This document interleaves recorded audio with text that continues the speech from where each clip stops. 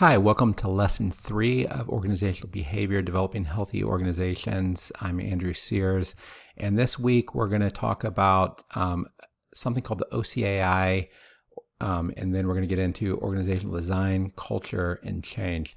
Now, last week we talked about the competing values framework, but we applied that primarily to individuals. This week we're going to talk about how to apply that to organizations. And there is a tool that's been used by over 10,000 organizations. It's probably the most widely used organizational assessment tool called the Organizational Culture Assessment Instrument, or the OCAI. And what you do is you just answer some questions similar to what you did as an individual for the managerial behavioral inventory, and it will give you a map that will look something like this. And the idea is you're going to have one part of this that is where your organization is now, and the other which is where it would be optimally. And so let me talk a little bit more about some of the principles of organizations. So often an organizational profile, whenever it starts off, it's going to be very strong in the adhocracy or the create quadrant, right? Because that's what's needed. You might have a little bit of compete and clan, but almost no rules. So very little hierarchy. And then as you get to be a mid-stage startup, you're starting to add some rules and processes. And then a late-stage organization, often, this might be the old automobile manufacturing companies or coal. If you're in the coal industry, there's not a whole lot that's changing, and it's largely about hierarchy. And then often what you need to do is you need to reinvent yourself as an organization. So Microsoft and Apple both went through this full cycle. So Apple is probably the best example. So it was very innovative. Steve Jobs basically insisted on not having any rules at all as an organization. They threw them out because the organization needed to have some rules. Eventually, though, Apple was on the verge of death because it got too well established and had too many rules, and then Steve Jobs came back in and he reinvented the organization. So Microsoft has actually gone through that cycle, but it's rare. For every one organization that does that, there's probably 20 or 50 that aren't able to reinvent themselves over their cycle. And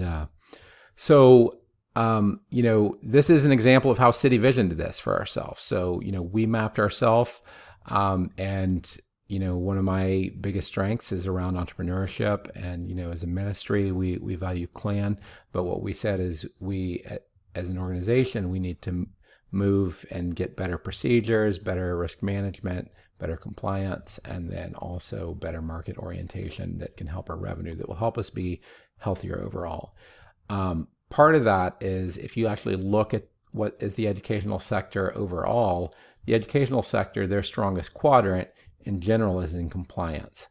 And we can try to buck that industry trend, but accreditors and other groups, Department of Education, will put pressure on us to ensure compliance. So that's a challenge, and we're actually the opposite of what most of the educational sector is. Most of the educational sector wants to be more like us, and we're trying to learn some of the things from them.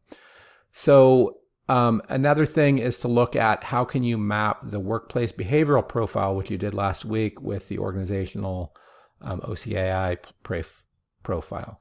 So this is a fairly balanced workplace behavioral profile, and then you'd have an organizational profile. Now, my profile is going to be part of the reason why the organization's biased towards this adhocracy direction is because my profile is biased in that direction. So I've had to learn to become more balanced.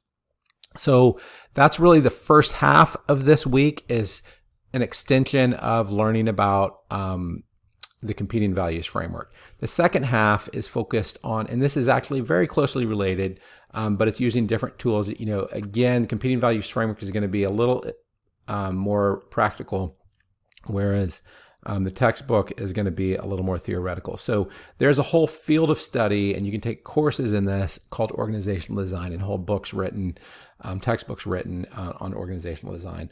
Now, the basic model of organizational design is you need to have all 5 elements of a star integrated well, and you're going to design your organization so that your strategy is shown through your rewards, your processes, your structure, and your people, and then vice versa.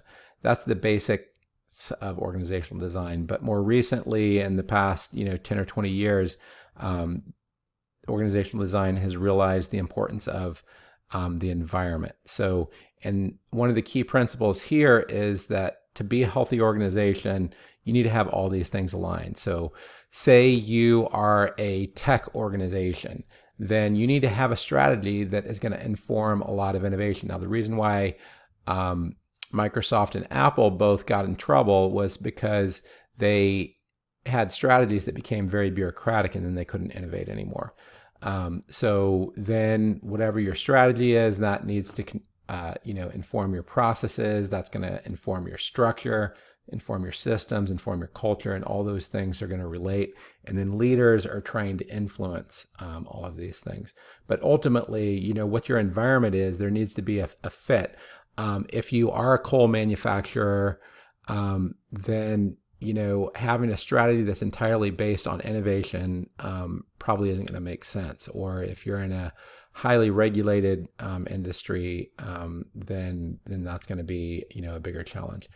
So that is ultimately what organizational design is about. It's about saying, are all elements of the organization, do they fit that? Now, organizational structure is largely about org charts, and there's different types of org charts that can be more innovative, and different types of org charts that can, are better for a bureaucratic organization. Same thing with teams and communication style, and you want all of those things to relate. Now, organizational culture, in contrast to organizational structure or design, is, I would say it's more heart-focused rather than head-focused. And the idea on organizational culture is you often have what's the visible organizational culture, and the summary of that is the way we say we get things done. So that's the vision, the strategy, shared values, policies, goals, procedures. But there's also these things, beliefs, shared assumptions, that is below the iceberg that you don't see: perceptions, tradition, perception, or values, norms, unwritten rules, stories, and feelings. And that's the way we really get things done. And organizational health, again, depends on having all of these things aligned. So you always have people who, their outside doesn't reflect their inside. So that, Enron might have said that it was all about integrity and honesty, but that wasn't reflected by what was actually happening.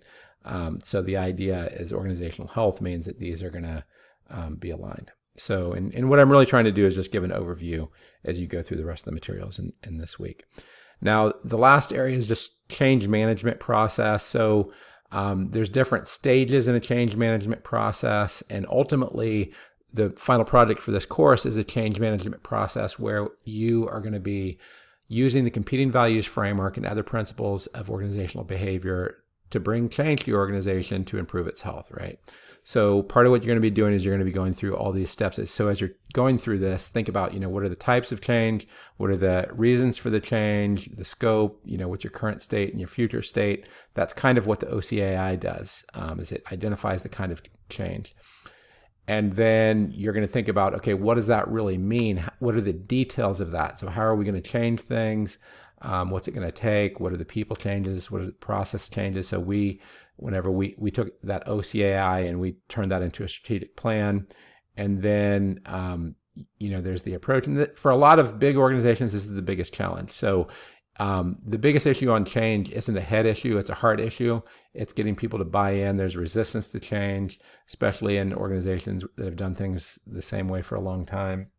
And then, looking at, what are going to be the different stakeholders, and how do you actually move people through the process of wanting this change.